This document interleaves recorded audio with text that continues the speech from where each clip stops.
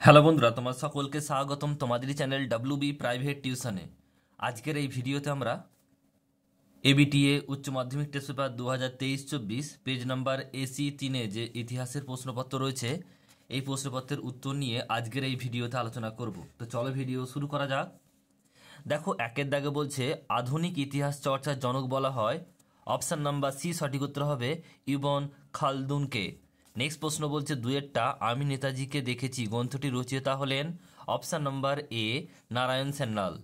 Next প্রশ্ন 3 number নতুন বিশ্ব শব্দটি প্রথম ব্যবহার করেন। Option number B Amerigo Vespucci. Next প্রশ্ন চারেরটা ওই যোগ্যতমের উদ্বর্তন তত্ত্বটি প্রচার করেন। Option number A Charles Darwin. এরপর হচ্ছে দেখো স্তম্ভ মেলাও। এখানে রয়েছে দেখো অমৃতসরের সন্ধি, এটা সি হবে অর্থাৎ 1809 খ্রিস্টাব্দ। শ্রীরঙ্গপত্তমের সন্ধি এটা হবে ডি অর্থাৎ 1792।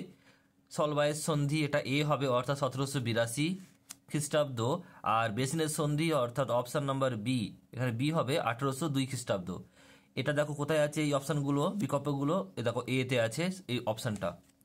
এর সঙ্গে সি, বি, 2-এর সঙ্গে ডি, 3-এর সঙ্গে এ, 4-এর সঙ্গে বি।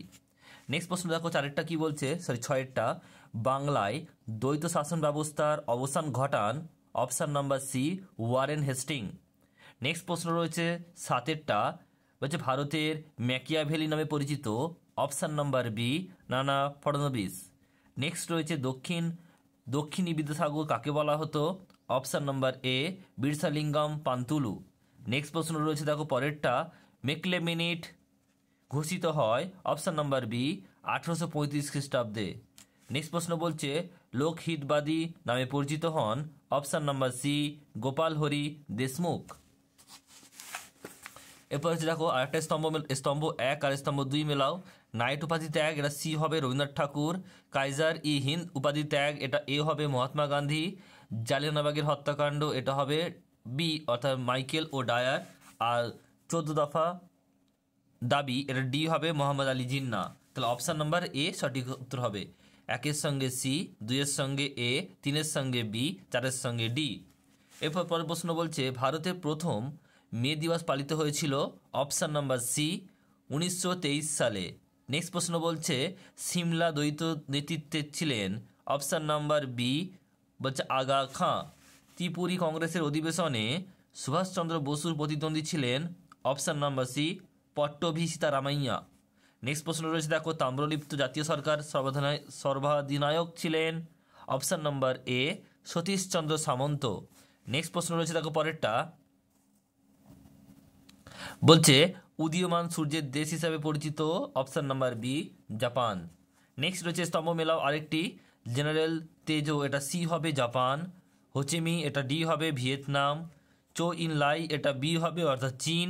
আর সুকর্ণ এটা এ হবে ইন্দোনেশিয়া। তাহলে অপশান নাম্বার ডি সঠিক উত্তর হবে।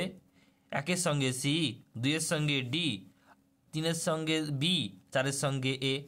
এরপরে প্রশ্ন দেখো কিউবায় ক্ষেপণাস্ত্র ঘাঁটি নির্মাণ করেছিলেন। Option number B Soviet Russia.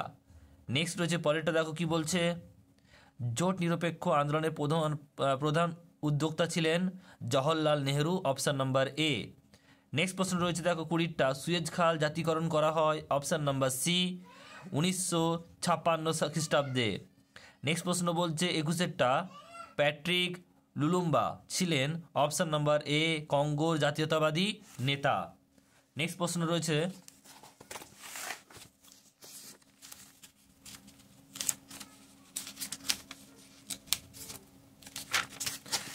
বলছে দেখে নাও যে সার্ক এর সাধারণ ধারণা কার মস্তিষ্কে প্রসূত।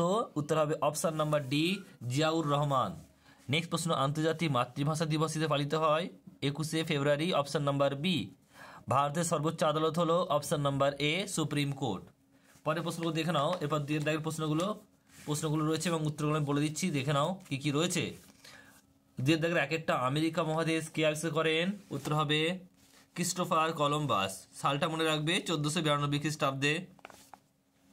নেক্সট প্রশ্ন ভাস্কো দা গামা কবে ভারতে আসেন। উত্তর হবে 1498 খ্রিস্টাব্দে 20 মে। নেক্সট প্রশ্ন পরেরটা বলছে অথবা প্রশ্ন বলছে বর্ণ বৈষম্য নীতি কোন দেশ বলবৎ হয়। কোন দেশে বলবৎ হয়? উত্তর হবে দক্ষিণ আফ্রিকায়। দক্ষিণ আফ্রিকায়। 3 নম্বর প্রশ্ন বলছে ত্রয়োদশ উপনিবেশ কি? কি লিখবে? বলছে ল্যান্ড স্টুয়ার্ট রাজাদের অদূরবর্তী রাজনৈতিক ও ধর্মীয় নীতির ফলে ইংল্যান্ডের প্রচুর মানুষ আমেরিকায় চলে যায়। সেখানে ওলন্দাজ ও ফরাসি শক্তিকে পরাজিত করে ইংরেজরা যে 13টি উপনিবেশ গড়ে তোলে তা ত্রয়োদশ উপনিবেশ নামে পরিচিত। একটু দেখে নাও আর আমার কথাটা একটু শুনে নাও, কারণ হচ্ছে হয়তো তোমরা হাত লেখাটা একটু বুঝতে পারবে না, হাত লেখার জন্য একটু শুনে নাও তো সুবিধা হবে তোমাদের। নেক্সট প্রশ্ন দেখো, পরেরটা বলছে 4 নম্বর প্রশ্ন। নেক্সট প্রশ্ন রয়েছে ফারুকশিয়ার ফরমান কি? লিখবে 1717 খ্রিস্টাব্দে মোগল সম্রাট ফারুকশিয়ার ইংরেজ কোম্পানির পক্ষে যে রাজকীয় ফরমান জারি করেন তা ফারুকশিয়ারের ফরমানজারি নামে পরিচিত।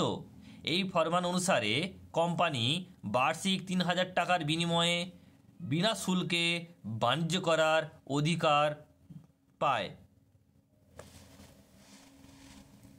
নেক্সট হচ্ছে অথবা প্রশ্ন, কি বলছে দেখে নাও। সূর্যাস্ত আইন কি? কি লিখবে? লিখবে যে চিরস্থায়ী বন্দোবস্তের বিভিন্ন নিয়মের মধ্যে একটি নিয়ম ছিল নির্দিষ্ট দিনে সূর্য অস্তের পূর্বে রাজস্ব জমা দিতে হবে। নির্দিষ্ট সময়ে রাজস্ব জমা দিতে ব্যর্থ হলে জমি হারাতো। এই নিয়মই সূর্যাস্ত আইন নামে পরিচিত।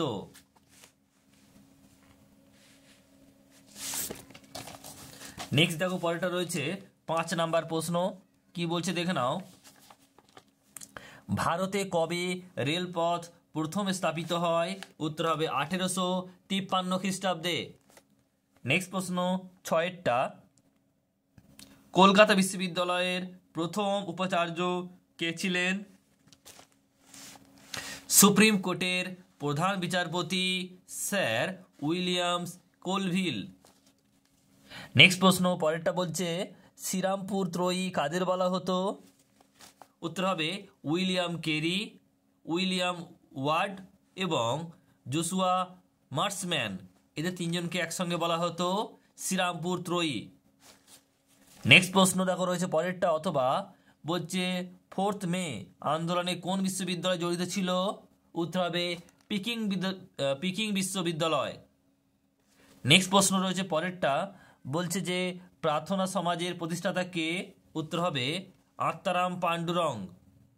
নেক্সট প্রশ্ন রয়েছে পরের প্রশ্ন দেখো কি বলছে, সত্য বিলোপ নীতির প্রবর্তক কে? উত্তর হবে লর্ড ডালহাউসি। নেক্সট প্রশ্ন রয়েছে পরেরটা 10 নম্বর প্রশ্ন, ভারতে কোন ষড়যন্ত্র মামলাকে জুডিশিয়াল স্ক্যান্ডাল বলা হয়? উত্তর হবে মেরাট ষড়যন্ত্র মামলাকে। মেরাট ষড়যন্ত্র মামলাকে। নেক্সট রয়েছে অথবা প্রশ্ন, 1943 খ্রিস্টাব্দের দুর্ভিক্ষ কি নামে পরিচিত? উত্তর হয় 50-এর মনন্তর। 50-এর মনন্তর। নেক্সট প্রশ্ন রয়েছে পরেরটা দেখো।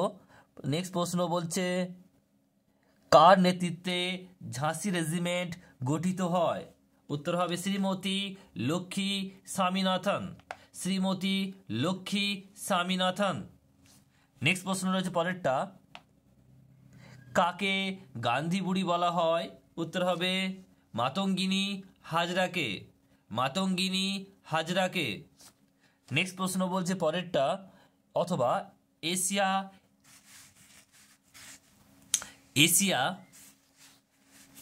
এশিয়াবাসীর জন্য এই স্লোগান কোন দেশের? উত্তর হবে জাপান। আবারও বলছি উত্তর হবে জাপান। নেক্সট প্রশ্ন রয়েছে পরেরটা যে ফাল্টন বক্তৃতা কে কবে দিয়েছিলেন? উত্তর হবে 1946 সালে 5ই মার্চ ব্রিটেনের প্রাক্তন প্রধানমন্ত্রী চার্চিল ফাল্টন দিয়েছিলেন। নেক্সট রয়েছে অথবা প্রশ্ন, দাঁতাত কি? দাঁতাতের অর্থ হলো উত্তেজনা প্রশমন। 1970-এর দশকে বিভিন্ন আন্তর্জাতিক ঘটনাকে কেন্দ্র করে ঠান্ডা লড়াই ক্রমশ স্তিমিত হয়ে পড়ে। এই পর্বটি দাঁতাত নামে পরিচিত? নেক্সট প্রশ্ন রয়েছে পরেরটা, বলছে নাসের কে ছিলেন? নাসের ছিলেন মিশরের রাষ্ট্রপ্রধান। পরের প্রশ্ন বলছে বেন বেল্লা কে ছিলেন? উত্তর হবে স্বাধীন আলজেরিয়ার প্রথম রাষ্ট্রপতি। স্বাধীন আলজেরিয়ার প্রথম রাষ্ট্রপতি। অথবা প্রশ্ন কি বলছে দেখো, অথবা প্রশ্ন বলছে ইন্দোনেশিয়ায় কারা উপনিবেশ গড়ে তোলে? উত্তর হবে ওলন্দাজরা। উত্তর হবে ওলন্দাজরা। নেক্সট প্রশ্ন পরেরটা দেখো, বলছে শেষ প্রশ্ন, ভারতে মহাকাশ কর্মসূচির জনক কাকে বলা হয়? উত্তর হবে ডক্টর বিক্রম অম্বলাল সারাভাই।